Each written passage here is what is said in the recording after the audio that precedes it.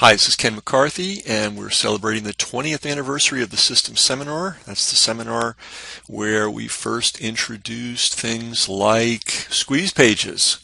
And I'm not saying we gave a seminar and we included squeeze pages. I'm saying that was the first place on earth you could have learned about squeeze pages.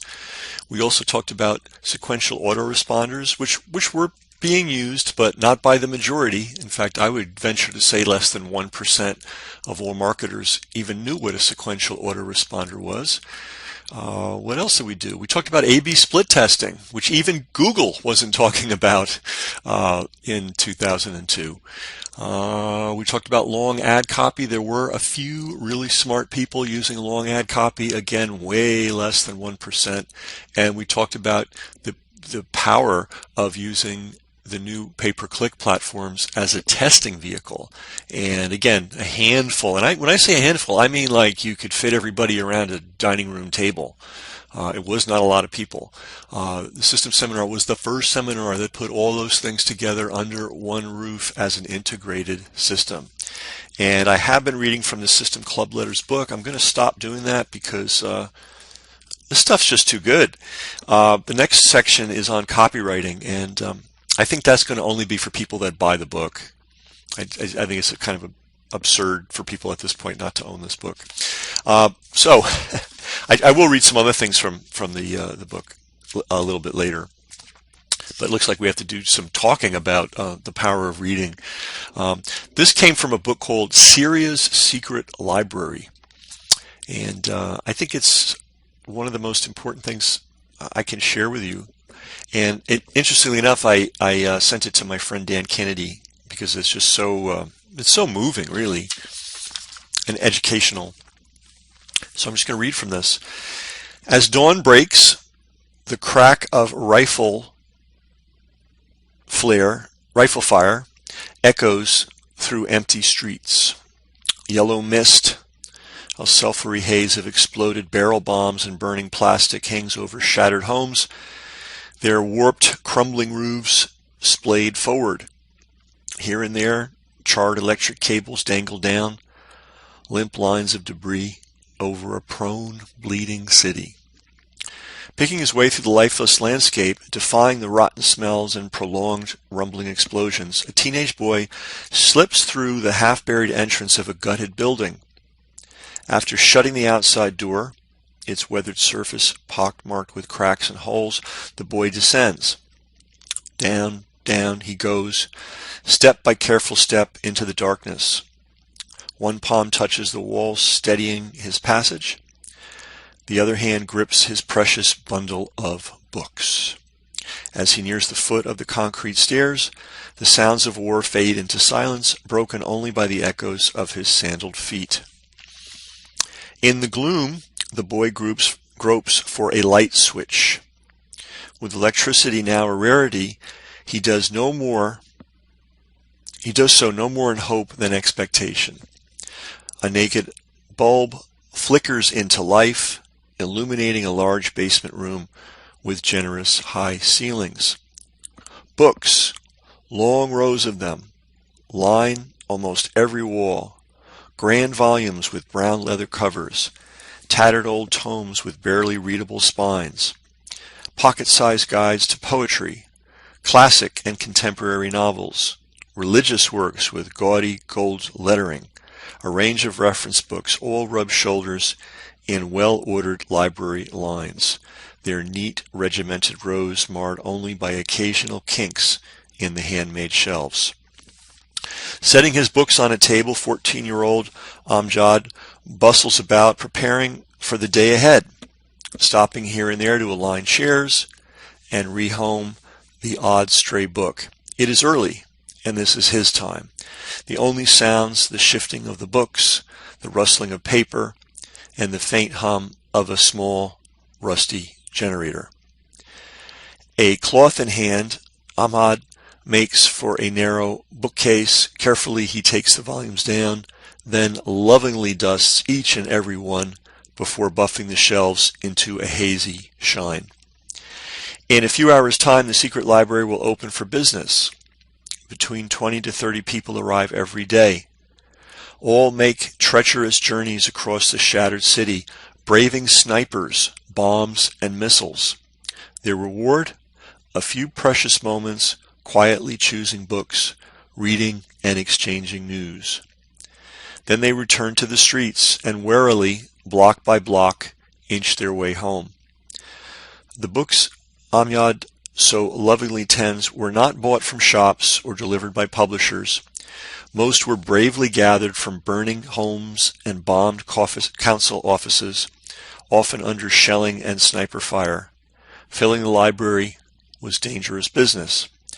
Amjad meticulously signs every book in and out, each one handled like a precious treasure. Names, addresses, and return dates are logged. He smiles and nods while advising on the merits of one book or another.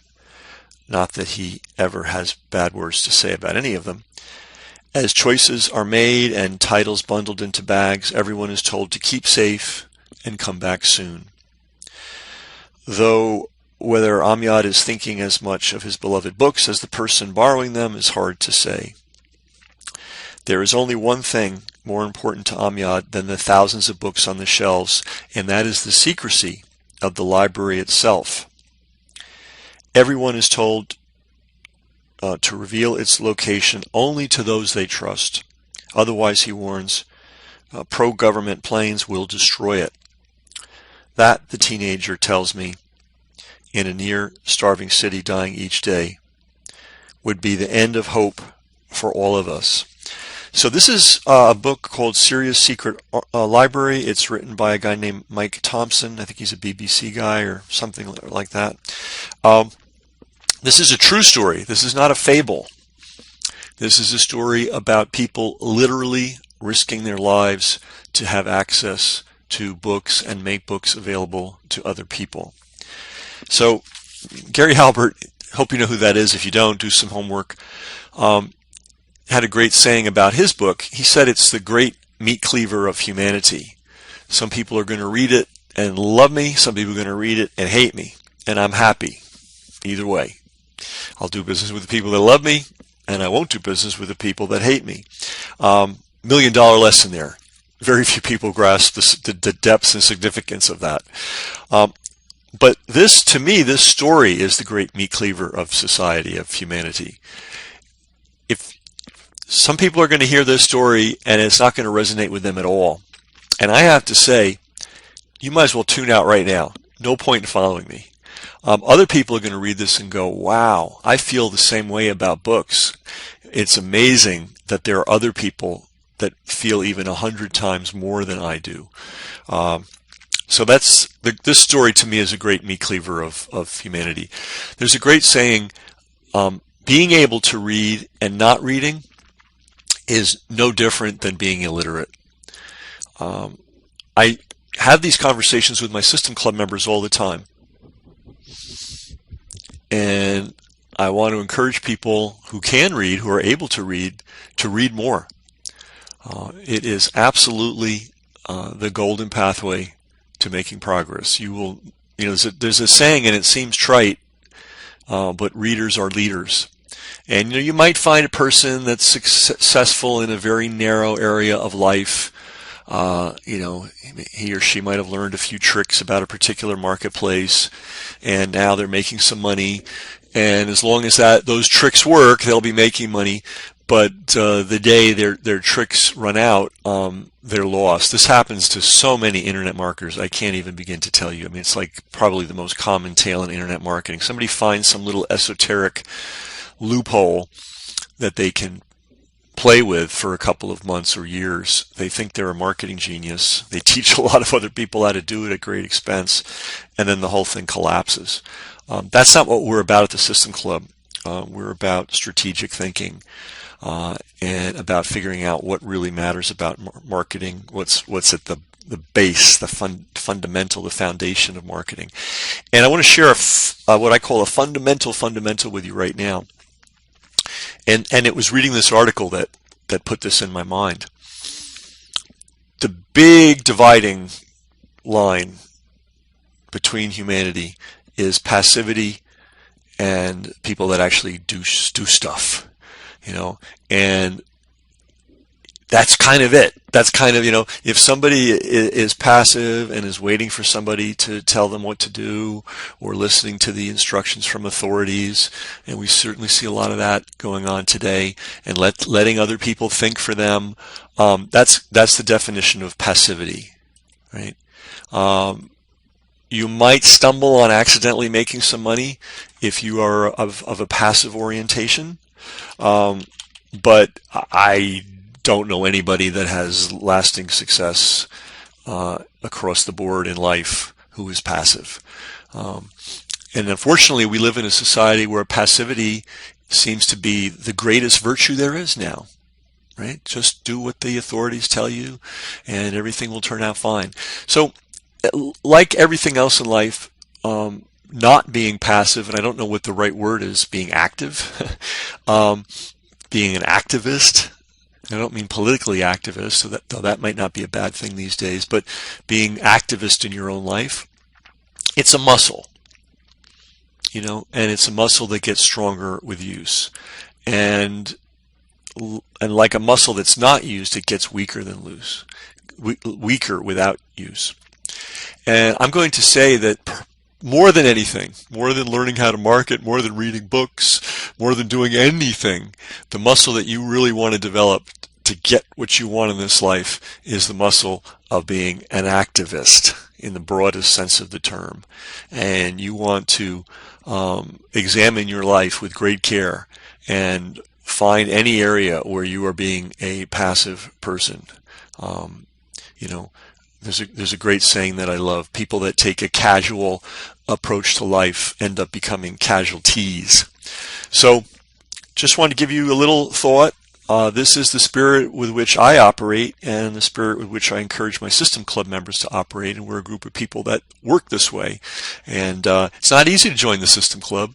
And I like it that way. Right? I like it that way.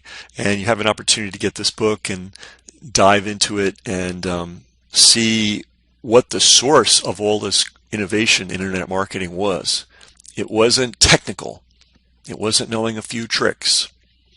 It was being able to recognize what really matters and what doesn't matter, and that is what makes the difference. So that's our lesson for today, and I'll see you next time.